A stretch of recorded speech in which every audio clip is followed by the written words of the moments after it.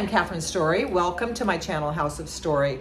I'm giving you a fashion review today on the Louis Vuitton Pre-Fall 2023. That was held in Seoul at this amazing location, by the way. It's a bridge, one of their heavily trafficked bridge that they closed down for 24 hours. It's called the Jamslugya. Okay, I'm saying that wrong, but it starts with a J. They closed the bridge down to do this incredible set underneath the bridge, which was done by the gentleman that did Squid Games on Netflix. And the models had to walk, it was a mile-long catwalk, imagine that. So the models came out of this amazing set, and the first group was, Nicolas Ghesguier's first show for Louis Vuitton after leaving Balenciaga. So probably a lot of pressure on him as a designer to show what he can do. The first group was, I feel like it was like racing car colors. It was bright blues, red jumpsuits, and taxi cab yellows. Maybe not my favorite. Probably wouldn't be wearing those big bold colors, and most of the models in this first group had these big sort of they were combat boots, but they had like a flat, big, wide bottom. Again, I love a combat boot. I love a combat boot with everything. Not crazy about these combat boots, but you know, how's he gonna make it look modern and different? And that's what it's all about as a designer. How do you shift it just a tad to make it look different? So basically, same concept as a combat boot, but showing a different take on what that could look like.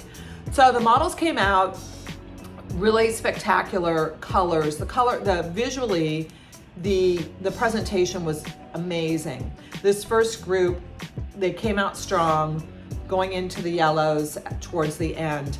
The middle of the show was a lot of black leather, like jumpsuits, maybe pre-ski. Again, this was pre-fall, which means you get a little bit of, it's still a little light, you know, it's not like the heavy duty fall and winters that we get from Louis Vuitton. So those looks, of course, I would wear. A lot of them had insane hardware, like zip pulls and big chunky belts that almost looked like handcuffs.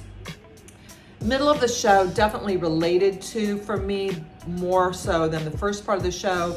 Who doesn't want a black simple silhouette with a little bit of flash here and there? Also moved into the sequins, which he did a like leopard animal stripe sequin, which I loved, layered. I think that he did it really tastefully, because although he seemed to layer sequins on sequins, it wasn't, it was still youthful. Crop tops, layered, short skirts, definitely something I'm interested in, and I would love to see, I can't wait to see in the boutiques. The end of the show, which was actually my favorite, he moved into these almost like Grecian, flowy, long skirts and dresses that you could see were heavily embellished, but color on color. So a white one would be embellished with white beads, which is so rich to me. Like, it's such a elegant, luxurious look. Also with long chains. So I really feel like the accessories in the show and the hardware was exceptional. Again, imagine these models walking a mile down the catwalk in these clothes. A mile is a long walk for a model. And with the wind blowing, what an insane, beautiful show. Congratulations. I'm looking forward to seeing more.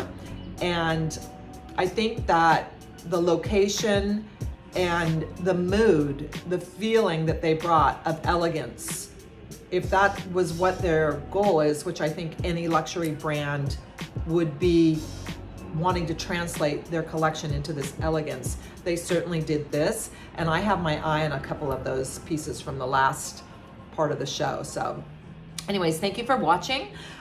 Please like and follow for more, and I've got more fashion reviews coming up next.